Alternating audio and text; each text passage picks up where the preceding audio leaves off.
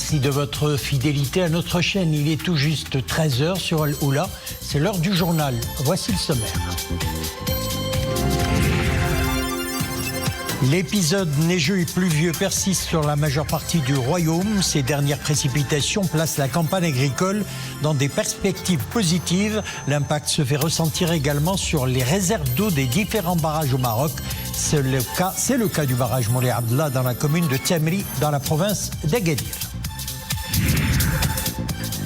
Les précipitations profitent également aux cultures de printemps. Dans la province de Chefchaouen, où a été enregistré un taux de pluviométrie élevé, les dernières pluies redonnent espoir aux agriculteurs, dont l'activité agricole tourne notamment autour de l'arboriculture et des cultures maraîchères.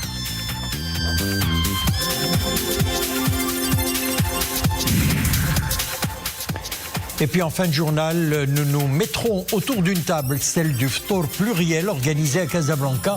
Un Ftour qui célèbre les valeurs du vivre ensemble et de la diversité des valeurs marocaines. Le Maroc et la Centrafrique de plus en plus proches. La ministre des Affaires étrangères de la francophonie et des Centrafricains de l'étranger, Sylvie Baipo-Temon, a été reçue hier par le ministre des Affaires étrangères de la coopération africaine et des Marocains résidant à l'étranger, Nasser Bourita. La chef de la diplomatie centrafricaine était porteuse d'un message écrit adressé à Sa Majesté le roi Mohamed VI par le président de la République centrafricaine, Faustin Archange Touadéra. La responsable était accompagnée du ministre centrafricain de l'économie, du plan et de la coopération internationale.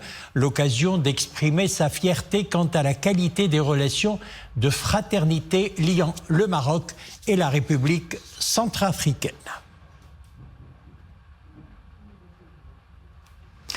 La ministre a par ailleurs exprimé ses remerciements au Maroc pour son soutien durant la période difficile que son pays a traversée, tout en réitérant la volonté de Bangui de coopérer davantage avec le Royaume dans le domaine sécuritaire et économique. Ses propos. La République centrafricaine s'est toujours tenue aux côtés du Royaume du Maroc sur les différents sujets qui la concernent. Le Royaume du Maroc a toujours également été aux côtés de la République centrafricaine dans les différents sujets qui nous ont concernés, avec de nombreux défis. Mais nous avons également eu de nombreux succès, notamment en 2024 avec la levée totale de l'embargo. Et c'est aussi pour moi l'occasion de pouvoir remercier le Royaume du Maroc et en particulier mon frère, le ministre Nasser Bourita, qui a été à nos côtés avec l'ambassadeur Hilal, qui est président de la configuration de la consolidation de la paix pour la République centrafricaine. Et aujourd'hui, nous entamons, dans le cadre du plan national de développement, de passer ce curseur sur le curseur économique. La République centrafricaine est un pays qui revient de loin. Elle a su compter sur des partenaires et des pays amis, dont le Royaume du Maroc. Et aujourd'hui, dans cette nouvelle trajectoire qu'elle souhaite enfin prendre, donc le président de la République nous a envoyé, mon collègue et moi, auprès des autorités marocaines afin de partager justement cette vision de développement économique. Augmentation notable des réserves d'eau des différents barrages au Maroc. Elles continuent de s'améliorer grâce aux dernières précipitations, affichant un taux de remplissage de près de 30% contre 26% à la même date l'an dernier. L'impact se fait ressentir également sur la nappe phréatique. Dans la région Souss-Massa, le taux de remplissage du barrage Moulay Abdallah dans la commune de Tamri a gagné quelques points pour atteindre les 42%. Reportage Hijb Tamek, Hassan Mskour, Iman Ablou et Hayat Fakhri. Des réserves hydrauliques en hausse, le barrage Moulay Abdallah est visiblement revigoré. L'épisode pluvieux qui persiste depuis une semaine maintenant booste les retenues d'un barrage considéré comme la principale source d'alimentation en eau potable d'Agadir. Le taux de remplissage se situait autour de 26%. Les dernières pluies ont augmenté le volume des retenues pour atteindre 42%. Le dernier stock maximal enregistré au niveau de ce barrage remonte à 2014.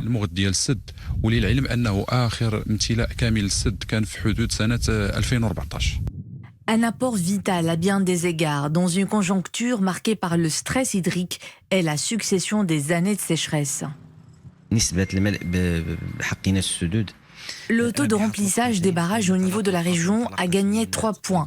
De 13,5%, il grimpe à 16,5%. C'est un pourcentage assez important vu la situation des barrages avant les dernières précipitations. À ce jour, le volume total des retenues des barrages de la région a atteint 13 millions de mètres cubes, dont 7,7 millions de mètres cubes enregistrés au niveau du barrage Moulay Abdallah et 3 millions de mètres cubes au niveau du barrage Aourouz. Des pluies bienfaitrices avec un impact certain sur la nappe phréatique, le couvert végétal et bien d'autres activités. Des précipitations qui devraient contribuer à assurer l'approvisionnement en eau potable, agricole et industrielle. Entre le 6 et le 12 mars, les barrages du pays ont enregistré des apports en eau dépassant les 400 millions de mètres cubes. Le retour des pluies favorise l'abondance des pâturages. Les précipitations profitent également aux cultures maraîchères et à l'arboriculture. C'est le cas dans la province de Chefchaouen, où l'activité agricole tourne notamment autour de l'élevage et de la culture des arbres fruitiers. Des dernières précipitations qui redonnent donc espoir aux agriculteurs. Reportage, Fenna Chakir Alaoui, Nissel Hamdaoui. Chefchaouen respire. Une belle odeur se dégage du sol. C'est l'effet de la pluie. Les dernières précipitations qui se sont abattues sur la ville ont complètement changé le visage et la couleur des paysages. De quoi apaiser la population locale, principalement les agriculteurs, après un hiver sec. Ces dernières pluies sont une bénédiction. Ça nous comble de joie. Il y a quelques semaines, il n'y avait pas de pâturage. Le troupeau a beaucoup souffert. La pluie est vitale pour nos cultures. Dieu soit loué. Maintenant, on a pu labourer nos terres. Cette pluie vient au bon moment. Notre agriculture connaîtra une vraie embellie. Les agriculteurs sont enfin soulagés. L'eau qui coule ici à flot revigorera les réserves d'eau souterraines et revitalisera les terres. C'est l'ensemble de l'écosystème agricole qui se régénère ainsi, de fond en comble.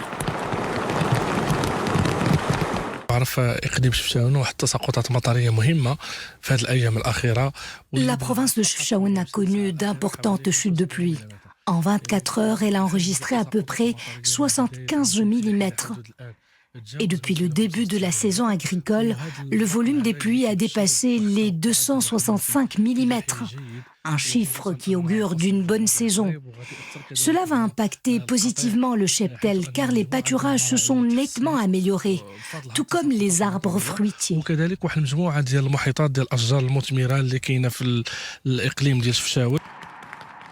Ces dernières précipitations font souffler un grand vent d'espoir sur Chefchaouen. Avec un moral au beau fixe, les agriculteurs se retroussent les manches. Des agriculteurs qui se retroussent donc les manches un peu partout puisque les niveaux de pluviométrie sont importants. 52 mm relevés ces dernières 24 heures à Taza, 41 à Rabat et 37 à Tanger. Ce sont là les niveaux les plus élevés. Et puis ces prochains jours, la neige continuera de saupoudrer les hauteurs au-delà de 1500 mètres. Entre 50 et 80 cm de poudreuse sont prévus à partir d'aujourd'hui 21h jusqu'à samedi 6h dans les provinces d'Ifrane, Azélal, Bni Mellal et Midelt. La Direction générale de la météorologie nationale a émis un bulletin d'alerte de niveau de vigilance orange. Et puis des chutes de neige de 10 à 50 cm concerneront durant la même période les provinces d'El Haouz, Khnefra, Boulmen, Houssima, Chefchaouen, Sfro et Taroudant. C'est peut-être le début d'une issue au conflit russo-ukrainien. Et là, nous passons à l'actualité internationale. Les négociateurs américains censés présenter au Kremlin la proposition de Donald Trump de cesser le feu de 30 jours en Ukraine sont en route pour la Russie. Le secrétaire d'État américain Marco Rubio avait pressé hier la Russie d'accepter la trêve sans conditions préalables. Donald Trump a dit espérer que son homologue russe accepterait comme Kiev sa proposition d'un cessez-le-feu. La proposition en vue d'une trêve a été formulée à l'issue de pourparlers, rappelons-le, mardi en Arabie Saoudite entre responsables ukrainiens et américains. Direction la Syrie où les nouvelles autorités ont créé un Conseil national de sécurité présidé par le président par intérim Ahmed Al-Shara. L'annonce a été faite par la présidence alors que près de 1400 civils ont été tués depuis le 6 mars. Dans un décret publié sur son compte Telegram officiel, la présidence précise que ce conseil sera chargé de coordonner et de gérer la politique sécuritaire et la politique sécuritaire donc. Il comprendra le ministre des Affaires étrangères, le ministre de la Défense, le directeur des renseignements généraux et le ministre de l'Intérieur, ainsi que 2 sièges consultatifs nommés par la présidence, un siège d'experts selon le décret. Et puis, les chefs d'État d'Afrique australe se concertent ce jeudi en sommet extraordinaire pour réfléchir à un plan d'action sur le conflit dans l'est de la RDC. L'Angola, pays médiateur dans le conflit, a annoncé le début des négociations de paix directes entre délégations du gouvernement congolais et du groupe armé M23 qui s'est emparé de larges pans du territoire. Kinshasa affirme que le conflit dans l'est du pays a coûté la vie à plus de 7000 personnes depuis le début de l'année et accuse le Rwanda de vouloir exploiter les ressources minières du nord et du sud Kivu. Retour au Maroc pour parler football. Qui sera dans la liste du sélectionneur national pour disputer les 2 matchs face au Niger et à la Tanzanie? Élément de réponse demain. Walid Regragui tiendra alors une conférence de presse au complexe Mohamed VI de football à Salé. Ce sera à partir de 11h. Je rappelle que les 2 matchs face au Niger et la Tanzanie auront lieu respectivement les 21 de ce mois et le 25 également. 2 rencontres pour le compte des éliminatoires africaines de la Coupe du Monde 2026 de football. Il est certes beaucoup trop tôt pour le ftour, mais je vous propose de parler de cela d'hier, donc une table en particulier, celle du ftour pluriel. Au menu, les traditionnels mets de rupture du jeûne et des valeurs de diversité. Un ftour pluriel, l'image de la terre du Maroc. C'est un reportage de Dominique Orlando, Abdelrahman Zien et Driss Beddou. C'est ce que l'on peut appeler un véritable moment de partage.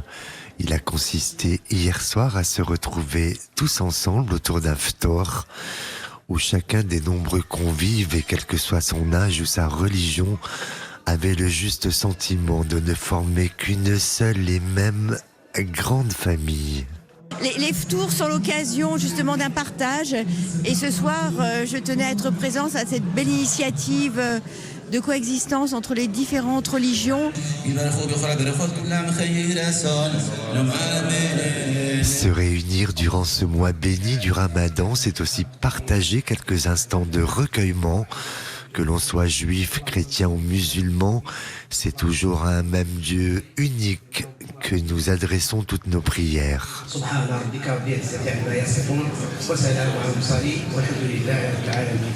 Les plaques tectoniques sont en train de bouger actuellement dans le monde.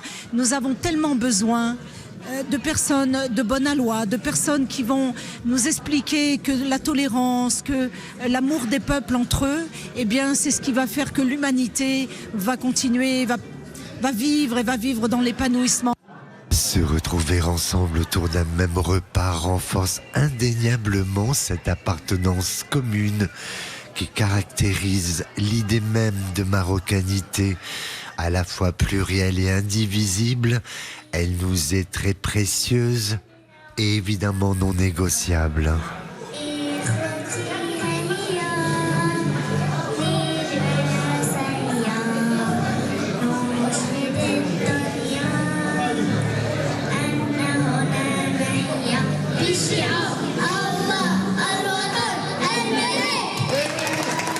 Voilà, c'est la fin de notre édition. Zoubida El Fethri prendra ma place dans quelques instants pour le journal en espagnol.